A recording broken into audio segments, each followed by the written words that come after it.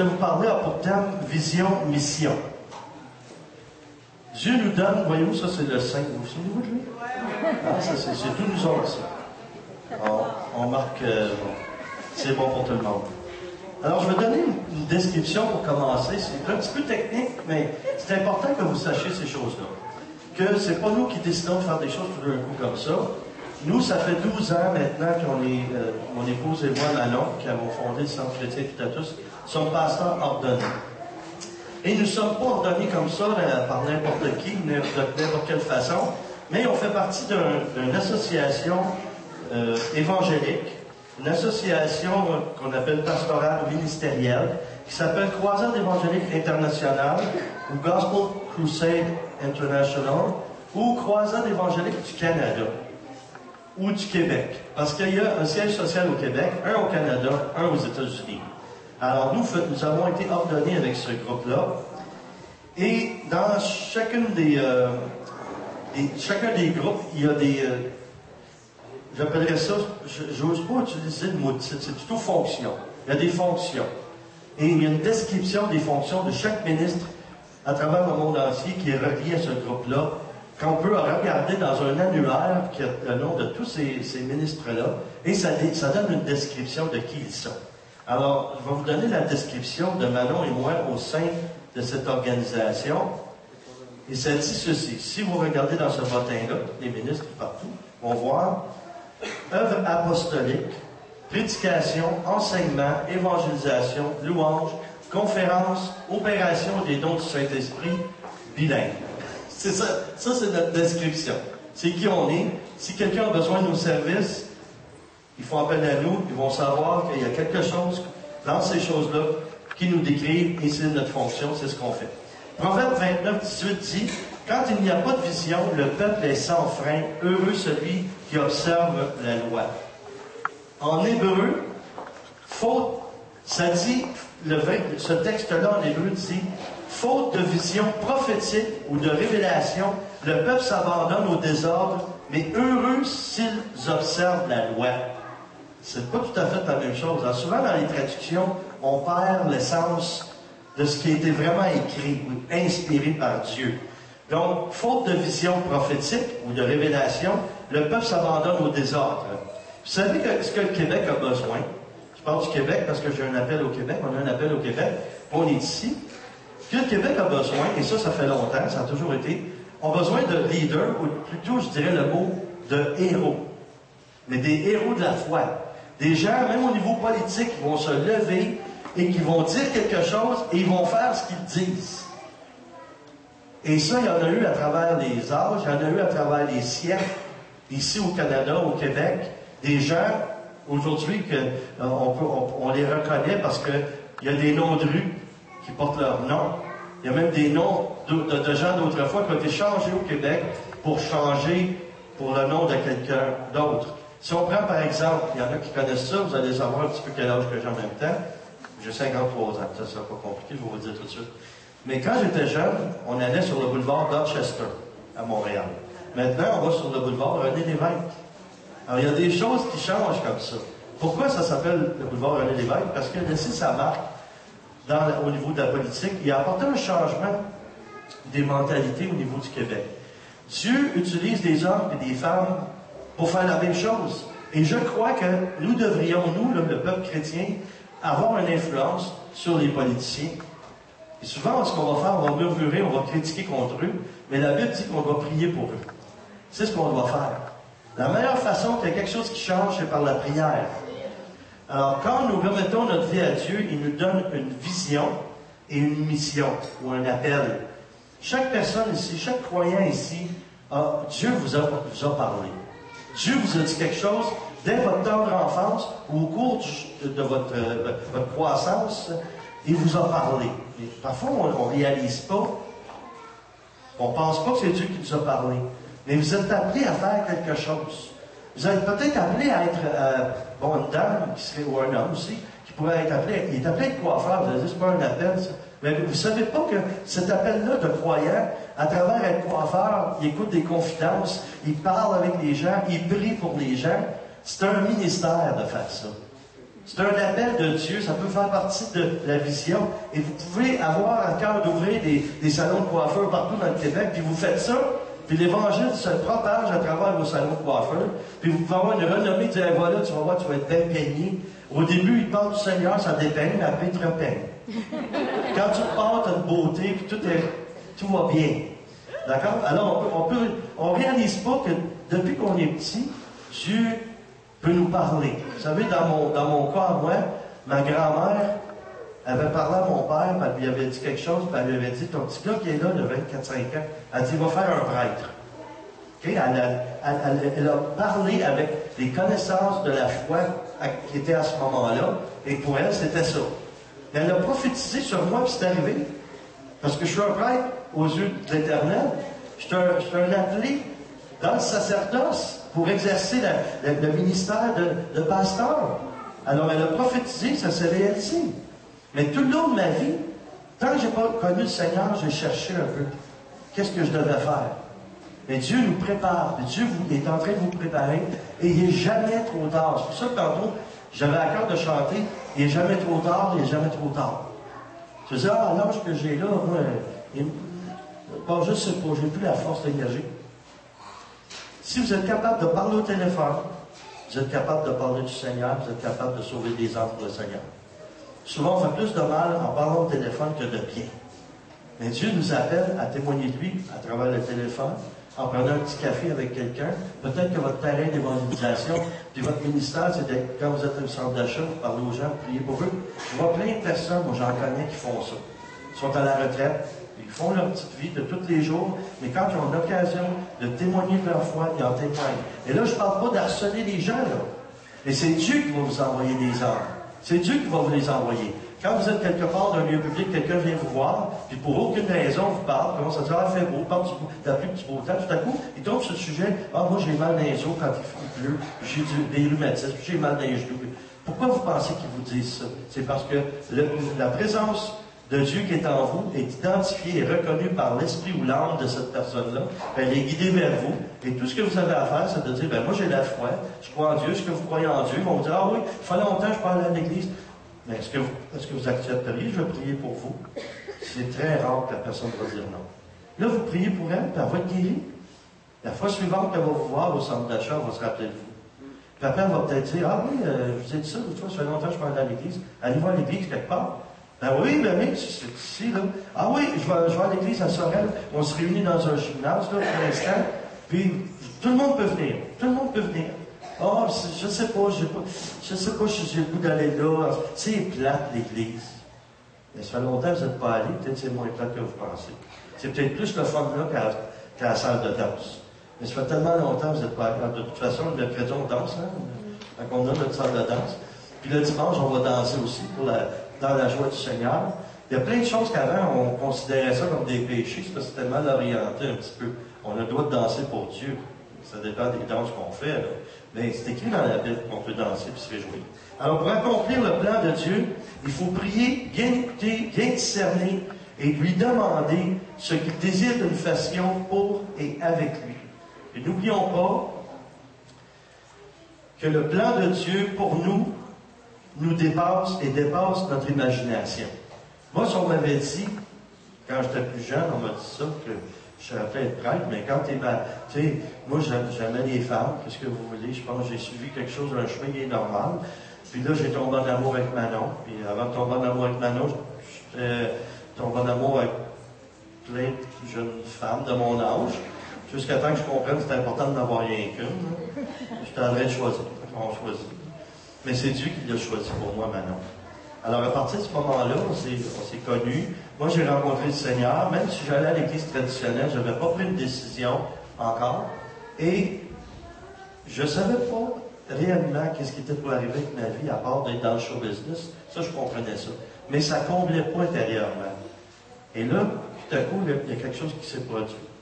Et si on m'avait dit, toi, dans 15 ans, 20 ans, tu vas être pasteur, j'aurais dit, je ne sais pas quelle sorte de drogue que tu prends. À cette époque-là, j'aurais dit, donne-moi-en, elle va être très bonne, elle va être très forte. Parce que tu rêves. Moi, je ne suis jamais pasteur. L'Église, je ne vais plus à l'Église, je ne veux plus rien savoir de ça. Ça n'a jamais rien fait pour moi. C'est ce que je pensais. Il y en a qui pensent encore ça. Jusqu'à temps qu'ils voient la puissance du Saint-Esprit en action. Tu sais, les gens ont besoin, les urgences sont engorgées. On a la puissance du Saint-Esprit pour prier pour les malades. Je vous dis, moi, je pense que je vais écrire au gouvernement pour une subvention. Je vais demander de subventionner notre ministère et leur dire, on a une solution pour vous. Laissez-nous vider vos urgences. On va dire, c'est quoi votre méthode? Donnez-nous quelques semaines, on va vider vos urgences. Si tous les croyants qui croient commencent à imposer les mains, puis ils ont le don du Saint-Esprit qui agit par eux, on va voir des miracles, des guérisons. On envoie d'où? Je dirais d'une façon constante, à chaque semaine, on envoie. On a fait un jeûne de 21 jours, et là, on vient de finir notre jeûne. On a fini hier, on a une journée de prière complète. Il y a des personnes de notre assemblée qui ont été guéries, et il y a des personnes qui sont guéries quand on va sur la route. Tantôt, je vais peut-être demander à quelques-uns ici s'ils veulent prendre la parole quelques minutes pour témoigner ce qu'ils ont reçu en venant au groupe de prière. Il y en a qui avaient partagé ça. Donc, je continue. Dieu veut nous diriger dans son Église. Alors, ça, c'est important de ne pas vivre sa foi toute seule, dire, moi, là, c'est personnel, la foi. Moi, je prie chez nous. J'ai un petit groupe chez nous, mais là, l'Église, là, je ne veux pas aller là. Je me suis fait... j'ai vécu des blessures. C'est pas normal qu'on se fasse blesser à l'Église. Je veux dire qu'on reste blessé. Excusez, je me suis mal exprimé. C'est pas normal qu'on reste blessé. Qu'on se fasse blesser, c'est normal. On est tous, je dirais, en québécois, une gang imparfait. Alors, c'est normal qu'on va se heurter à des choses. On va se blesser. Mais c'est un lieu pour être guéri. Donc, on a la réconciliation, le pardon.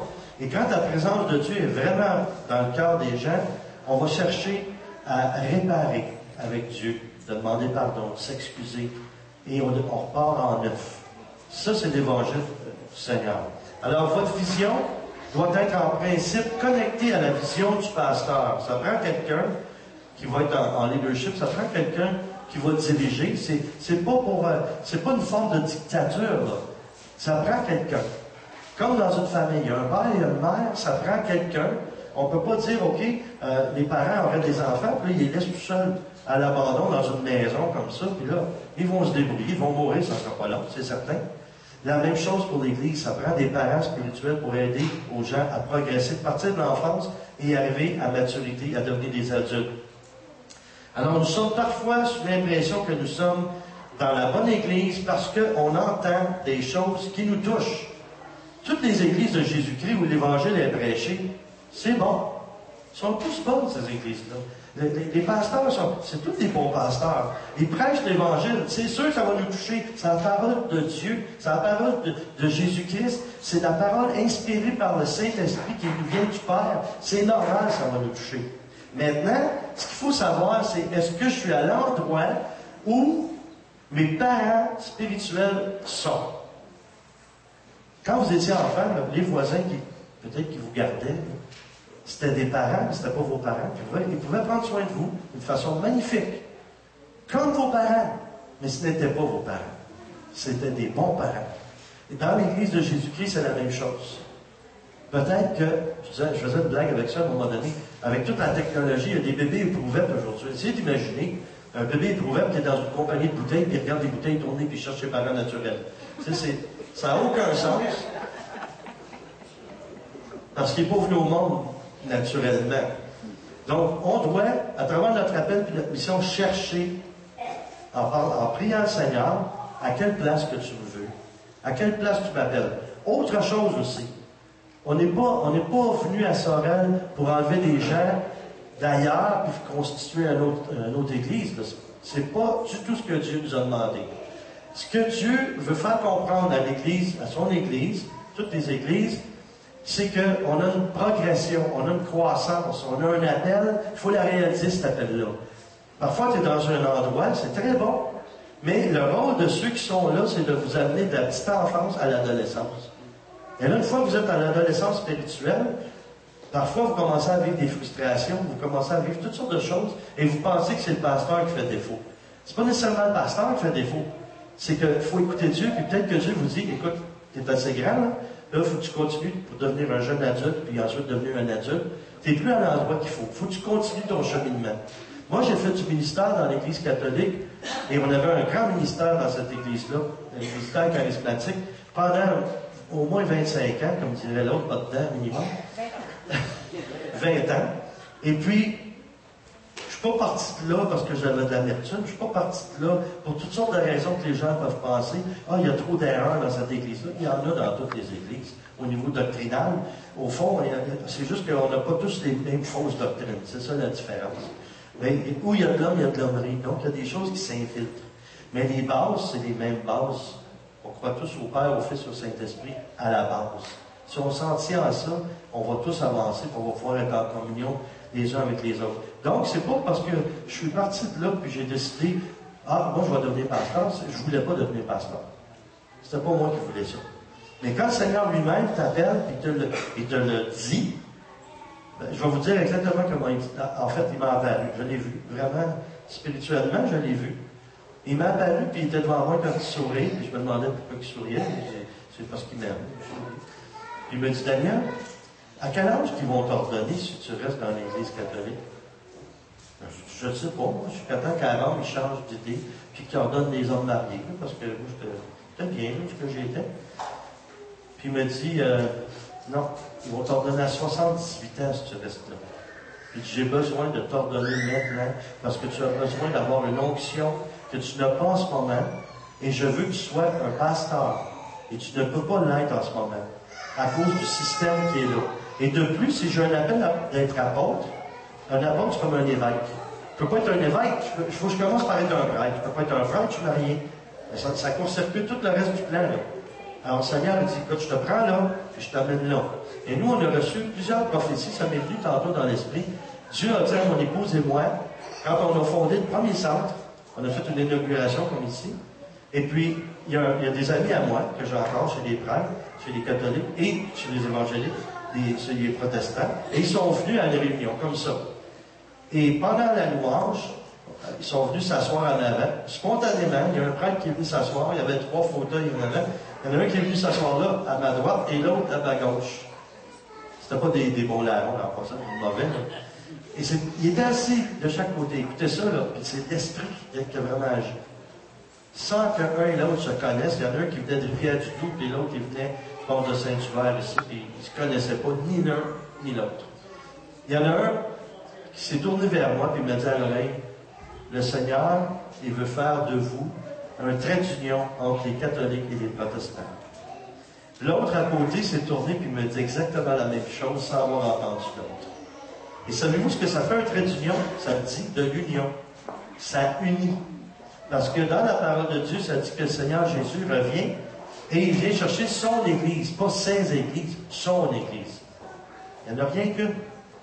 Et son Église, c'est tous ceux qui croient en lui et qui vivent dans l'Esprit Saint. Et ça, il y en a dans toutes les dénominations, toutes les confessions, des gens qui sont intimes avec Dieu, qui ont le Saint-Esprit d'une façon manifestée. Parce qu'on peut dire, ah, moi, je l'ai reçu quand j'étais enfant, le Saint-Esprit. Et un peu comme une histoire que j'ai prêchée, j'ai dit ça tellement de fois, ça venait d'un de mes mentors, le père Émilien Tardy, qui répétait ça, ça me faisait rire, qui disait que il y avait des jeunes séminaristes qui se préparaient à devenir prêtres catholiques. Et puis, il avait été voir leur évêque, leur dirigeant, puis il avait dit à l'évêque, accepteriez-vous qu'on vous impose les mains pour que vous receviez l'Esprit Saint? Alors, il a dit, ben non, je l'ai l'Esprit Saint. J'ai été ordonné, j'ai été sacré évêque, je l'ai l'Esprit Saint. Alors, les séminaristes ont dit, accepteriez-vous qu'on prie sur vous pour que ça apparaisse? Et quand on est chrétien, c'est supposé paraître que Dieu vit en nous. Et il y a plusieurs signes. Un des signes par excellence, c'est l'amour qu'on va avoir les uns pour les autres à l'intérieur du corps du Seigneur et aussi à l'extérieur, parce que Dieu dit d'aimer tout le monde. Alors, je ne veux pas trop brasser des choses, mais c'est pas normal, quand on voit un frère ou une sœur d'une autre assemblée ou d'une autre confession chrétienne, de dire, ah, moi, je ne parle pas avec les autres, ils ne sont pas corrects. Moi, je traverse la rue, ah, c'est un catholique, moi, je traverse la rue, c'est un protestant, ah, je traverse la rue. Hein, autrefois, là, on a été enseignés comme ça. Il n'y a rien qu'un corps de Jésus-Christ, il y en a plusieurs. Il y a une foi, un seul baptême. C'est un corps, un seul Père. Ça, il faut saisir ça. Quand on aura saisi ça, on n'aura pas peur des autres. C'est l'insécurité qui produit ça. Là. Dieu veut nous libérer de ça.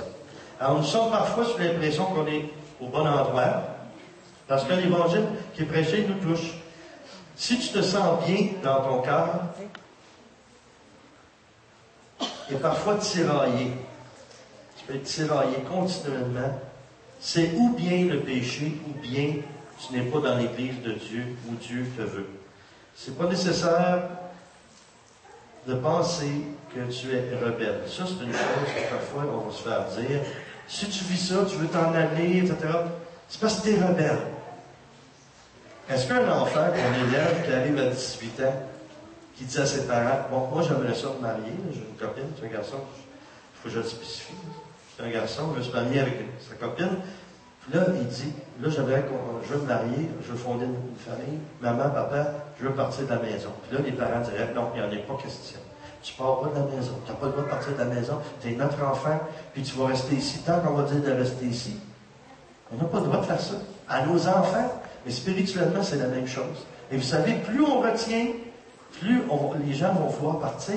Vous savez, là, aujourd'hui, c'est triste, là, mais je trouve ça magnifique de notre côté. Nos églises traditionnelles, là, je ne sais pas ici à côté ce matin, comme il y avait des gens à la messe, là, je ne connais pas le coin ici, mais je sais que chez nous, ils ont fermé beaucoup de paroisses catholiques. Et là, ils se regroupent. Mais même s'ils continuent à se regrouper, l'âge continue à rattraper l'être humain. Alors, il y a de moins en moins de gens qui y vont, et les jeunes ne sont pas là. J'ai parlé avec un de mes amis qui est diacre dans une église à Granby, puis il me dit, on a tout fait pour essayer d'amener les jeunes, on n'est pas capable. On a de la difficulté à garder les gens qui sont plus avancés en âge. Mais moi, ce que je crois, je vais le prophétiser, je le crois, là, c'est filmé, là. Un jour, ils vont peut-être montrer ça, ils vont dire, le fou de Dieu, là, Boudria, là, il a dit ça, là, puis on le voit arriver aujourd'hui. Là. Moi, je dis des choses, puis après 10 ans après, ça commence à arriver. Là, on rentre dans les choses d'il y a 10 ans. De dire, toutes ces églises-là, on en a besoin. Il ne faut pas en vendre trop, parce que ça va tout se remplir, ça. Avec des gens qui croient en Jésus-Christ, de toutes les confessions, dans une seule unité. Puis Dieu va être glorifié. Puis les gens, ils ne diront pas de quelle paroisse ou quelle église. On va juste dire, il va à l'église ou il ne va pas. Ça va être ça. Il croit en Jésus ou il ne croit pas. Ça va être comme ça. Puis on va entrer dans ça. Alors nous sommes tous créés par Dieu avec un appel. Éphésiens 1, 17 et 19 nous dit, afin que le Dieu de notre Seigneur Jésus-Christ, le Père de gloire, vous donne un esprit de sagesse et de révélation qui vous le fasse connaître, qu'il illumine les yeux de votre cœur afin que vous sachiez quelle est l'espérance qui s'attache à son appel, quelle est la glorieuse richesse de son héritage au milieu des saints, et quelle est la grandeur surabondante de sa puissance envers nous qui croyons selon l'action souveraine de sa force. Il faut prier, et quand Dieu nous donne des réponses, il faut agir selon les réponses. Je suis toujours étonné d'entendre des gens qui prient, qui disent « Ah, moi, je cherche la face de Dieu. Ah, là, je ne peux pas bouger, là, je ne sais pas, je devrais faire ça. Je cherche la face de Dieu. » Si tu vis avec le Seigneur, tu as une vie de prière, tu as juste à fermer tes yeux, et là, la face de Dieu. Je comprends que ça veut dire, c'est un langage pour dire « Je cherche la volonté de Dieu. » Mais la volonté de Dieu, tu vas la recevoir si tu marches au fur et à mesure avec lui. Tu pries quotidiennement, tu lis la parole de Dieu. Tu es enseigné, tu vas à l'église, tu t'assembles avec d'autres, comme ici, le mercredi. On a des réunions de prière à différents endroits, là. Et ça nourrit les gens. Et quand ils ont des décisions à prendre, c'est certain qu'ils viennent chercher de la prière. Mais le but, c'est de chercher la volonté de Dieu. Mais on n'a pas besoin de chercher si longtemps que ça. Il y en a qui disent qu'ils cherchent la face de Dieu. Ce n'est pas la face de Dieu qu'ils cherchent. Ils cherchent à ce que Dieu cautionne ce qu'ils désirent faire. C'est leur plan à eux, c'est pas le plan de Dieu. C'est comme s'ils ont un plan, puis ils suggèrent à Dieu. Seigneur, moi, c'est ça que je veux que tu fasses. C'est ça que je voudrais que tu fasses pour moi. Mais Dieu, il va te répondre, oui, mais moi, j'ai quelque chose que je voudrais que tu fasses pour moi. Et voici ma volonté. Ah non, Seigneur, moi, je ne suis pas capable de faire ça. Ah, je ne suis pas apte à faire ça. Puis, savez-vous que si vous suivez vraiment le Seigneur, il va toujours vous amener dans une zone d'insécurité. Pourquoi? Parce que vous allez étudier votre foi. C'est pourquoi que si vous êtes dans un centre, une église, où vous êtes tellement confortable, c'est comme si la mort tranquillement s'installe. Il n'y a plus rien qui bouge. Ah, je suis comme ça, c'est correct. Je vais là, je suis nourri de la parole de Dieu. Puis à dimanche prochain, c'est tout. Mais votre vie de foi n'est pas mise en action. Quand vous êtes pris dans une situation, là, vous criez vraiment vers Dieu. Il va vous entendre, sa parole le dit. Si quelqu'un crie vers lui, le Seigneur l'entend. mais il va exaucer selon sa volonté à lui. Donc, il faut chercher sa volonté, puis on va t'exaucer. Moi, la majorité des choses que je demande, là, je dirais peut-être à 95% de ce que je demande, je suis exaucé. Mais j'ai appris à chercher qu'est-ce que toi tu veux, Seigneur. Quand je suis arrivé à Granby, c'est la dernière place que je voulais aller pour avoir un centre chrétien. J'évangélisais partout dans le monde entier. Quand le Seigneur, il me dit, je veux que tu commences ça, j'ai dit, OK, Seigneur. Là, j'ai prié, j'ai demandé au Seigneur de me parler par des gens de notre équipe, par des signes qu'il voulait me donner pour m'aider. J'écoutais. Puis là, je m'en allais à Laval. Puis là, les gens de l'équipe qui venaient de Laval, ils essayaient de m'encourager avec toutes sortes de petites phrases, puis ils piquaient un peu. Ah, Daniel, c'est beau, Laval, c'est une belle place, ça prendrait plus d'églises. Puis, c'est l'île Jésus. Hey, wow. Tu sais, c'est l'île à Jésus, tu peux aller à l'île de Jésus, puis ils me taquinaient avec ça. Mais non, ça a changé. Et là, quand j'ai demandé au Seigneur, Seigneur, je m'excuse, j'ai oublié quelque chose de très important. Toi, où voudrais-tu que j'aille? Est-ce que tu as dit Granby, Seigneur, mais veux-tu répéter? Parce que c'est le dernier endroit que je voulais aller. Et je suis allé là, et c'est exactement là que Dieu me veut. Et c'est là que la volonté de Dieu s'accomplit. Et j'ai reçu des prophéties, et vous avez peut-être déjà entendu ça, il y a des prophètes d'ailleurs, des États-Unis, du Québec. Tout le monde prophétise qu'il y a quelque chose, qu'il y a un réveil qui va partir de Granby.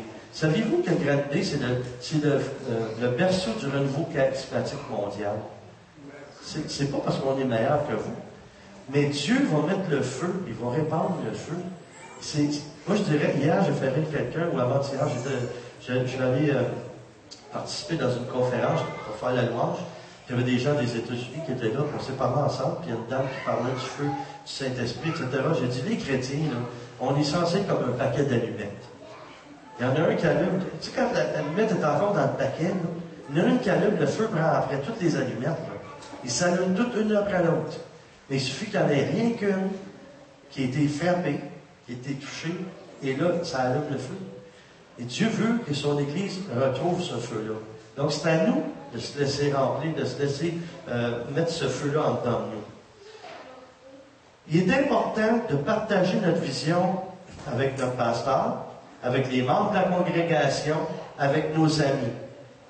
Gardez pas ça secret. Quand vous avez un rêve, là, puis vous dites, ah, moi, là, hey, moi, j'aimerais ça être la Céline Dion, chrétienne du Québec. Je pourrais chanter dans des foules, puis me frapper, là. Ah, ça serait-tu beau, là, tu sais. Ah, Dieu pourrait toucher des gens, puis vous avez le talent pour ça, en plus, là. Mais vous ne le dites pas à personne. Vous êtes devant votre miroir chez moi, avec votre brosse à cheveux, puis vous chantez, ah, alléluia, puis vous sautez sur votre lit, puis ah, ça va être bon, ah, le Seigneur va toucher. Tout à coup, le Seigneur essaie de te dire, oui, mais là, il faut que tu sortes de ta chambre, puis de la faire, là. Oh non, non, ils voudront jamais. Il y en a plein de monde qui chantent à l'église. Là. Ils chantent mieux que moi, que je trouve. Mais si personne ne t'entend jamais, si tu ne fais jamais rien, Dieu ne pourra pas t'utiliser. C'est toi qui décides ça. Lui, il a décidé de t'appeler, de te choisir, mais toi, tu dois répondre. Alors, dimanche prochain, là, vous irez voir Michel, là, ceux qui ont des talents, apportez votre brosse à cheveux pour on va faire des auditions.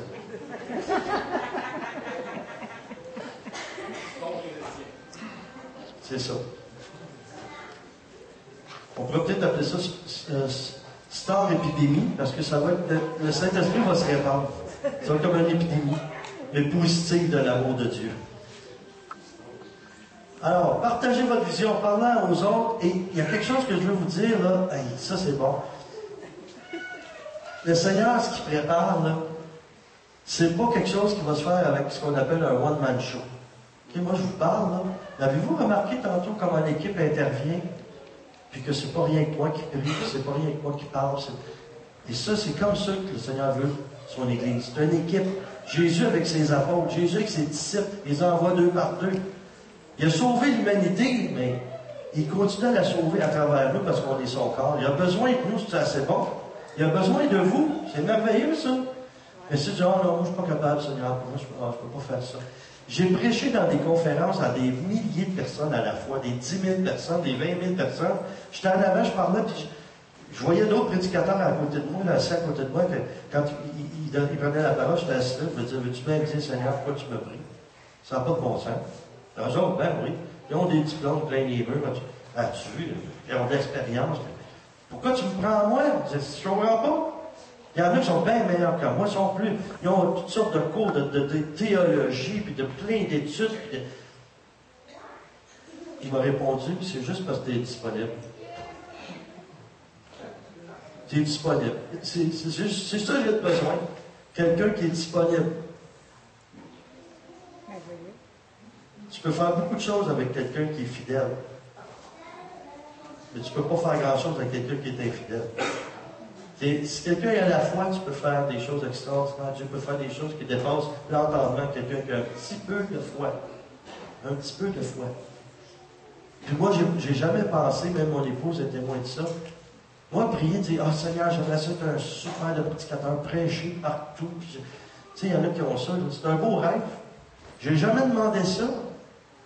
Mais Dieu m'a dit, prophétiquement, à travers des gens qui ont prié sur moi, tu vas aller aux 4 coins de l'univers annoncer la bonne nouvelle. Il m'a même apparu dans ma chambre. Après 3 mois, ça a pris du temps. J'arrêtais pas. Depuis que j'ai été sauvé, je priais tout le temps. Seigneur, j'aimerais ça te voir. Je vais avoir une foi qui, sans défaillance. Quand tu vas m'apparaître, ça va être tellement wow. Je ne serai jamais, personne ne va pouvoir m'ébranler. Tous les jours, je priais ça. Je faisais rien. Je commençais à être frustré, là.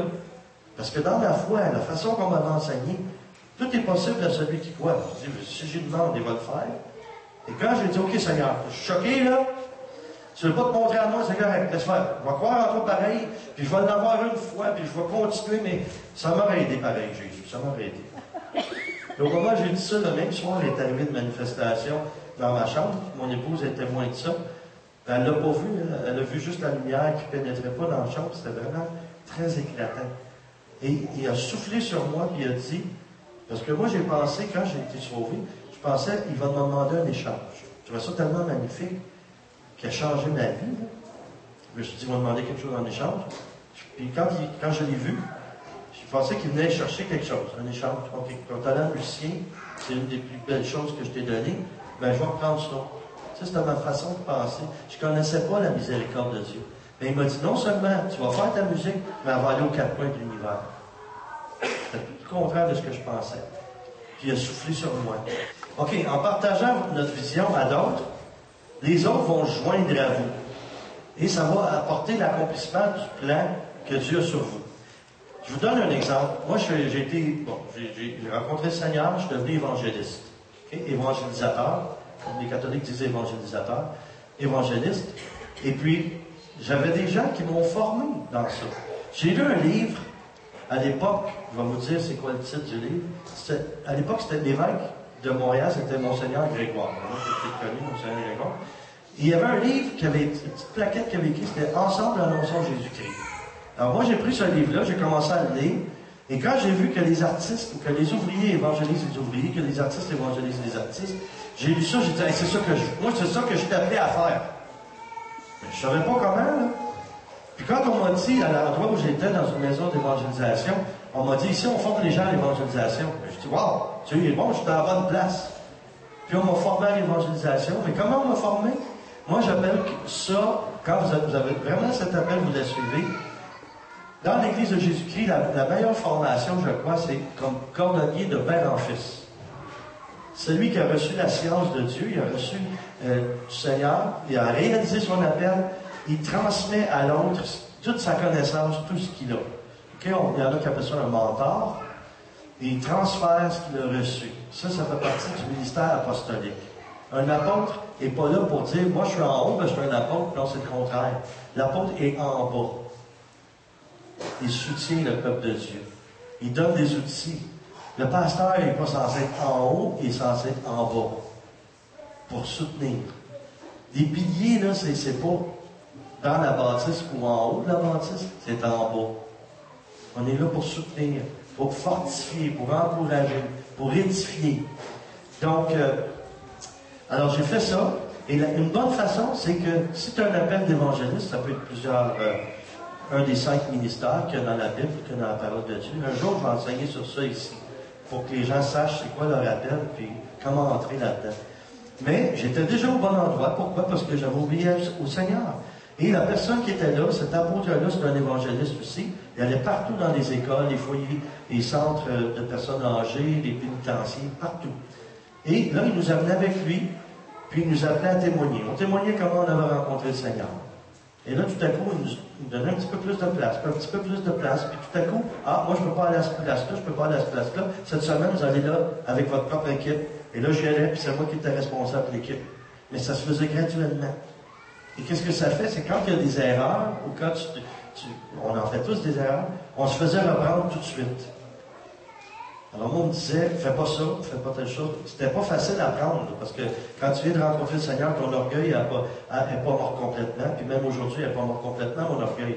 Ça, là, pour tout le monde, l'orgueil, là, je veux vous avertir, quand vous mourrez, là, ça meurt à peu près 15 minutes après vous, ça. Passez à côté du cercueil, vous dites, hey, ils l'ont bien arrangé hier. Vous allez voir, le mort, il fait un petit... Non? Bon. OK. Maintenant, la vision du centre chrétien tout à tous. Description. Église interconfessionnelle, intergénérationnelle, interculturelle. Ça en fait, il y a bien des lettres. Hein? Toutes les lettres qu'on ne prend pas dans le Scrabble, ils sont dans ce que je viens de vous dire. Église interconfessionnelle, intergénérationnelle, ça veut dire toutes les générations et toutes les cultures. Maintenant, pourquoi ça s'appelle tout à tous? Je n'ai pas choisi ça. Même au début, on disait le nom de notre centre ou de notre église, puis il y en a qui viennent nous autres. Tout à tous, tous, puis des choses. On a tout entendu. C'est plus populaire l'hiver en plus, quand les gens ont le rhume ou la grippe. À quelle église tu vas? Je suis sûr que les membres de notre église à Grande-P, vous avez toujours une hésitation à dire le nom de l'église. Je suis certain qu'il y a quelque chose de... Centre chrétien, on a de la difficulté à dire. On va quelque part, puis on achète quelque chose. À quel nom je fais la facture? Centre chrétien, tout à tous là, il faut que je leur dise tout à tous. Tout en tous? Non. Tout à plus au Seigneur. Pourquoi t'as appelé ça de même, s'il te plaît, Seigneur? On n'aurait pas pu s'appeler une autre affaire, comme toutes les autres, là. Jésus à la croix, l'Église du Calvaire, toutes sortes de noms qu'on prend dans la Bible, puis OK, on met ça. Mais c'est dans la Bible. Quelqu'un me dit, tu as pris ça? 1 Corinthiens 9, 22. C'est l'apôtre Paul qui dit, j'ai été faible avec les faibles, afin de gagner les faibles. Je me suis fait tout à tous, afin d'en sauver de toute manière quelques-uns. Le jour que j'ai reçu ça, on s'en allait au Saguenay. Et puis, on était plusieurs dans l'équipe. Et dans notre véhicule à nous, on avait une vanne, un petit camion. Tout le monde qui était là-dedans, c'était des prophètes. Donc, on s'en allait pour évangéliser. Et il y avait des anglophones avec nous. C'était des gens de la région d'Ottawa. Ils n'étaient pas au courant du tout qu'on était pour ouvrir un centre. Personne ne savait ça, sauf mon épouse et moi. Et le matin même, j'ai dit au Seigneur, Seigneur, OK, là c'est le temps, tu veux que je bouge, je vais bouger. Je vais commencer à en parler. Comme je vous ai dit tantôt, parler de votre vision, votre mission. Je vais commencer à en parler. Mais j'aimerais ça savoir comment on va appeler ça. Alors, en prière, il m'a guidé, puis il m'a amené dans la parole de Dieu, dans 1 Corinthiens. Et là, j'ai vu ça, tout à tous. Alors, je garde ça dans mon cœur, mais je ne dis pas ça à personne. Alors, on est en train de conduire, on est en chemin. Il y a un monsieur avec nous, anglophone, qui me dit en anglais, il dit, je reçois une parole pour toi, Daniel. J'ai aucune idée de ce que ça veut dire, ça n'a aucun sens pour moi. Aucun, là. Je ne sais pas du tout ce que ça veut dire. Ben, j'ai dit, dis-le, on verra si ça me dit quelque chose. Alors, il me dit en anglais, deux, trois mots qui me reviennent depuis tantôt. All in all. All in all. Puis je me tourne, puis là, je vous en parle, j'ai une émotion qui vient à chaque fois que je parle de ça. Je me tourne vers ma femme, j'ai dit, tu comprends ce qu'il a dit? Là, ma femme, elle s'est mise à rire. Elle rit tout le temps quand moi, je ris. J'ai des larmes aux yeux, ou j'ai les émotions tout à l'envers, elle rit. C'est comme si tu vas dans le Scénic avec quelqu'un, l'autre, tu sais, moi, je suis celui qui crie parce qu'il a peur, là. Ma femme est à côté. C'est un peu ça dans ma vie chrétienne. Ma femme, quand on s'en va comme ça, elle est à côté. Ah, Daniel, c'est beau, hein, parce que ça y a en fait.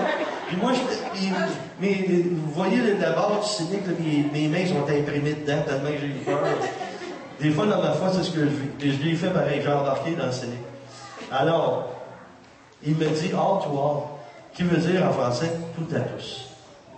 Dieu venait confirmer par ce prophète-là que c'était vraiment ça que Dieu voulait, que ça s'appelle comme ça. Alors, qu'est-ce que c'est le centre chrétien tout à tous? Et ce que ça va être ici aussi.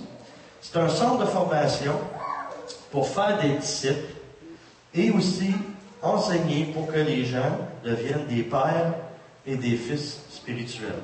Je vous explique. L'Église, pendant longtemps, l'Église de Jésus-Christ a formé des leaders. Okay? Moi, quand j'entends le mot leader, j'ai des frissons, puis c'est pas des frissons positifs. Je vais vous dire pourquoi. Des leaders, c'est quelqu'un qui mène. Un père, c'est quelqu'un qui guide. C'est différent. Et l'Église a formé beaucoup de leaders. Des leaders, c'est comme des chefs d'entreprise. Mais tu peux avoir un père qui est un chef d'entreprise, il va gérer son entreprise différemment d'un leader. Parce que le leader, lui, il impose pour qu'il y ait de la productivité au maximum. Tandis que le père, lui, il sait qu'en donnant de l'amour et en donnant ce qu'il a reçu, la productivité va se créer tout seul. Et le père, lui, se réjouit, pas de la performance, le père se réjouit de ses enfants. Exemple, si un de mes fils joue au hockey.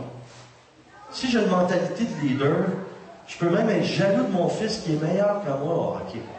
Mais si je suis un père et j'ai tout donné ce que je connaissais du hockey, puis lui il développe ça, puis il devient meilleur que moi, comment je vais être? Je vais donner des coups de coude aux autres, je vais dire, hey, regarde mon gars, regarde c'est mon gars, regarde mon garçon, là, hey, il va scorer.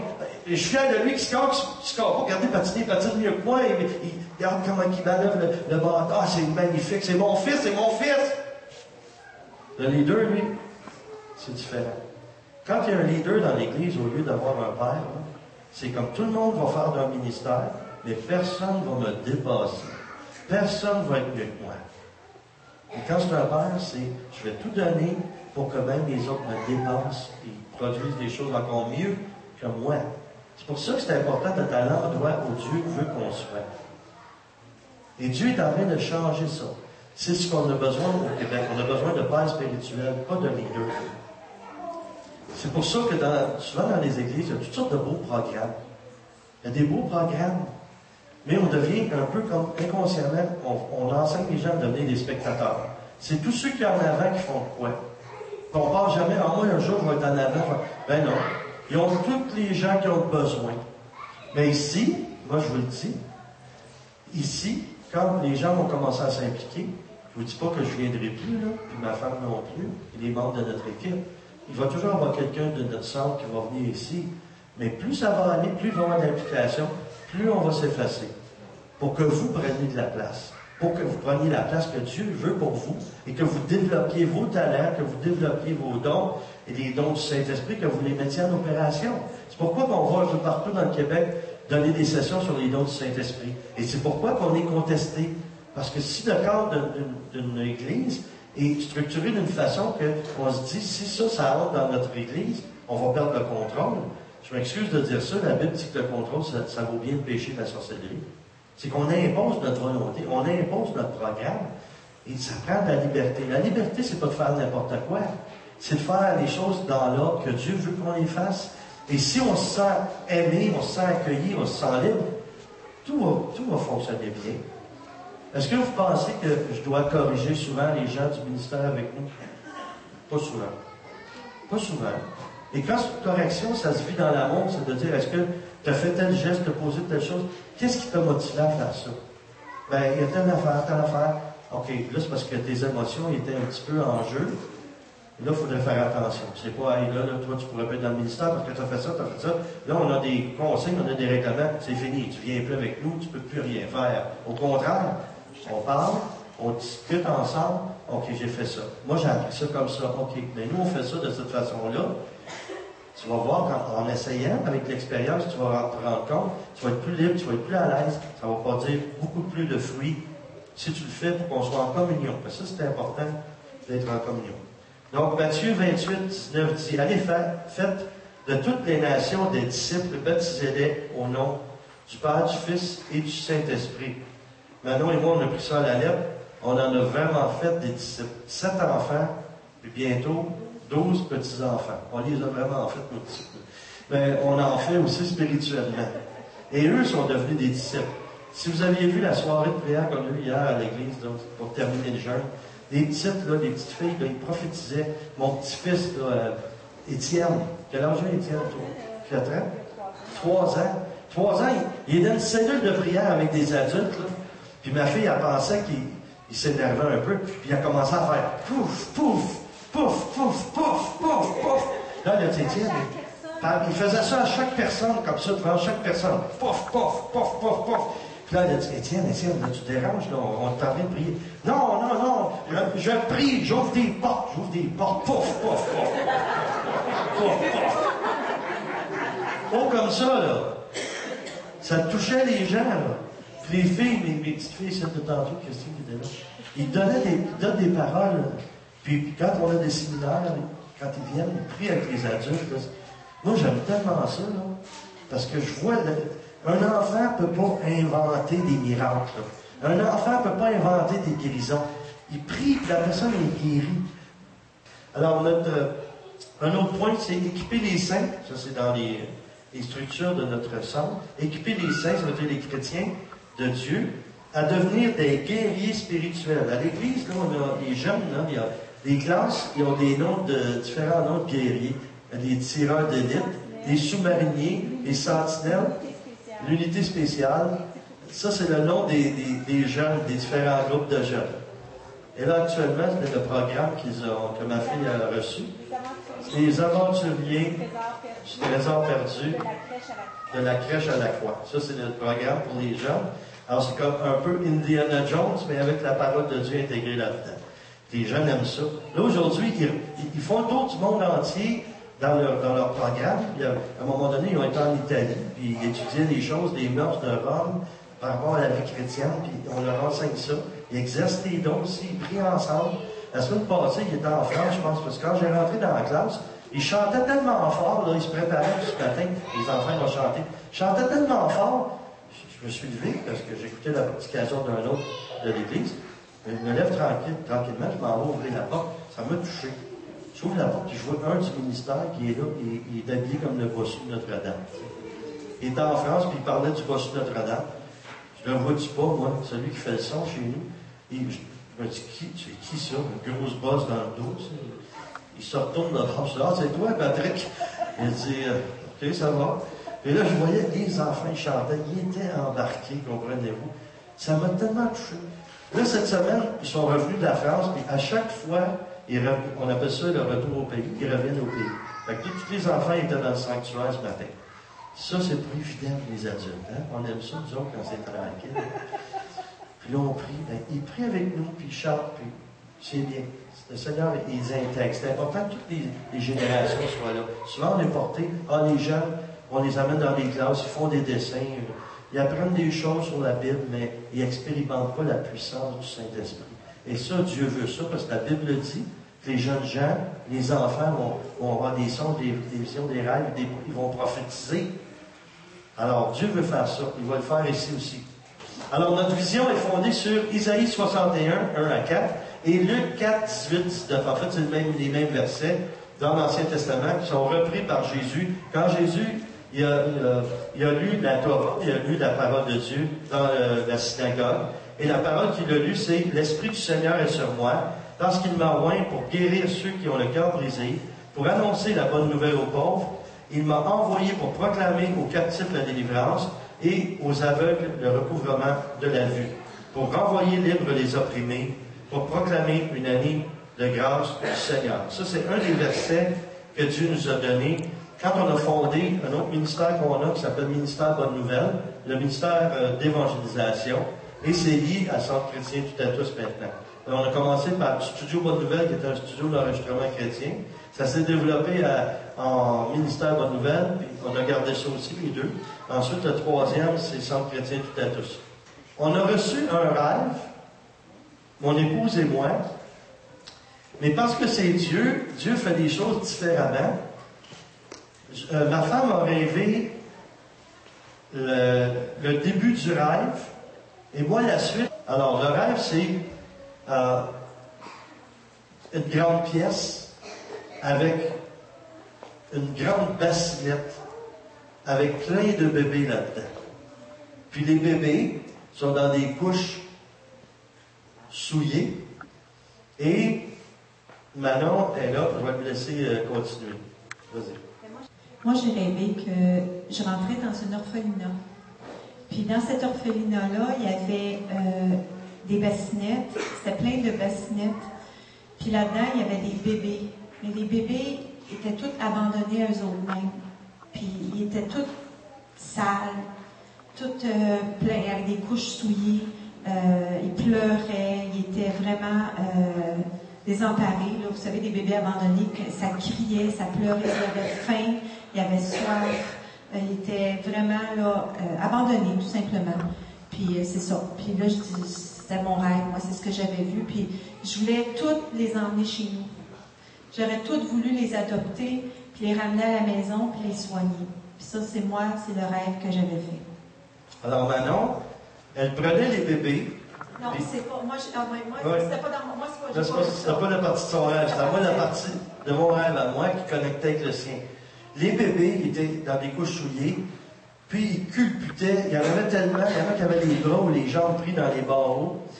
D'autres, en culbutant, ils se cognaient la tête sur les autres. Là, ça pleurait. Tu sais, un paquet de bébés, mettez-en au moins une quarantaine, une grande bassinette gigantesque. Puis ils tournaient, puis ils pleuraient, puis plus ça allait. Puis moi, j'en ai eu des enfants, mais quand t'en as 40 qui pleurent en même temps, je ne sais pas, essayer d'imaginer à quoi ça ressemble. Là.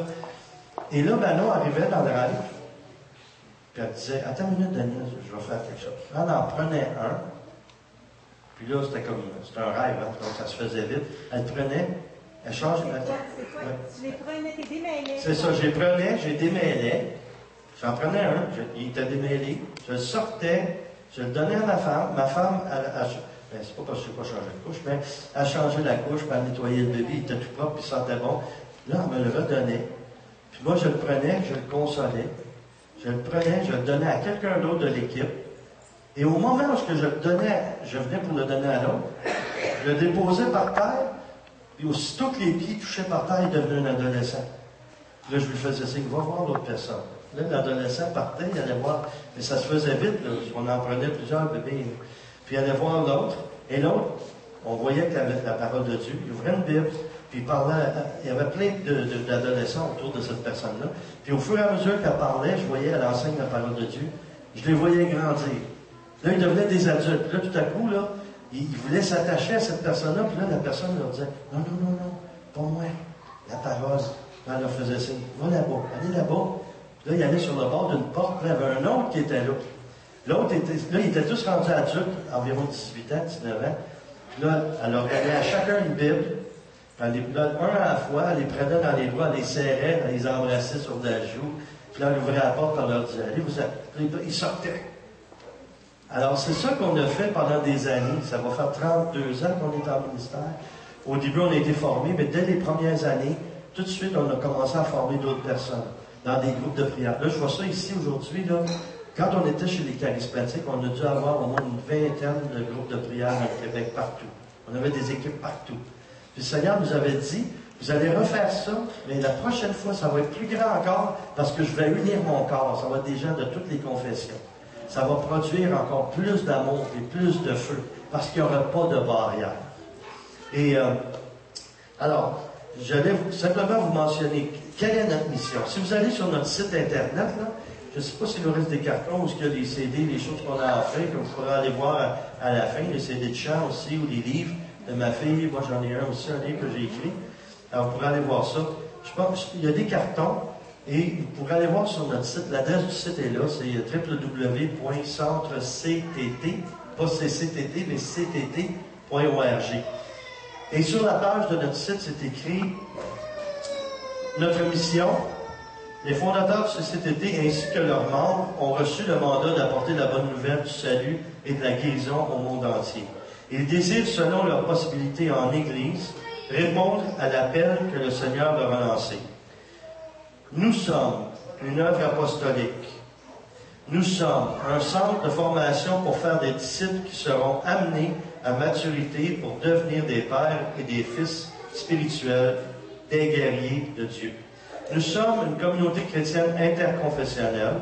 Nous sommes un hôpital spirituel qui, par le moyen de l'agapé-thérapie, ceux qui ne connaissent pas ce mot-là, agapé, ça veut dire amour.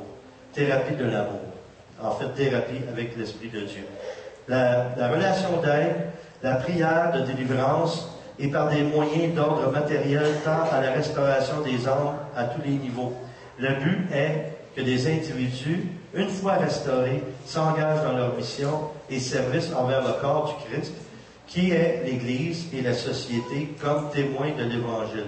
Nous sommes appelés dans la moisson d'âmes, dans ces temps qui sont les derniers, et préparer le peuple de Dieu au retour imminent du Seigneur Jésus-Christ. Nos buts se réalisent. Comment ils se réalisent? En faisant de la promotion, de la diffusion, de la connaissance du message de l'Évangile de Jésus-Christ, en organisant des sessions et des cours, par l'impression, l'édition, la distribution de dépliants, de livres, de matériel d'information. En passant, ma fille et mon gendre Jonathan, qui sont pasteurs, qu'on vous a présenté tantôt, ont ouvert une maison d'édition chrétienne qui s'appelle l'Effusion. Les éditions Effusion. En organisant des rencontres, des conférences, des congrès et des activités artistiques ou médiatiques pour véhiculer la parole de Dieu et ses valeurs, nous désirons conduire les croyants dans la louange et l'adoration en esprit et en vérité. Aider le peuple de Dieu à entrer dans les œuvres préparées d'avance pour qu'ils accomplissent la volonté de Dieu et que le Seigneur soit glorifié en toutes choses. Que le ministère soit reconnu, appuyé et favorisé dans l'Église et soit envoyé pour proclamer la bonne nouvelle. Les paroles que le Seigneur nous a données, tirées de sa parole écrite, sont 1 Corinthiens 9, 22. Alors, je l'ai lu tantôt, je me suis fait tout à tous. Marc 16, 15, puis Jésus leur dit, allez dans le monde entier et prêchez la bonne nouvelle à toute la création. Et ces versets, Éphésiens 4, 11 à 13, c'est lui qui a donné les uns comme apôtres, les autres comme prophètes, les autres comme évangélistes, les autres comme pasteurs et docteurs, pour le perfectionnement des saints, cela en vue de l'œuvre du service et de l'édification du corps du Christ, jusqu'à ce que nous soyons tous parvenus à l'unité de la foi et de la connaissance du Fils de Dieu, à l'état d'entrée, à la mesure de la stature parfaite du Christ.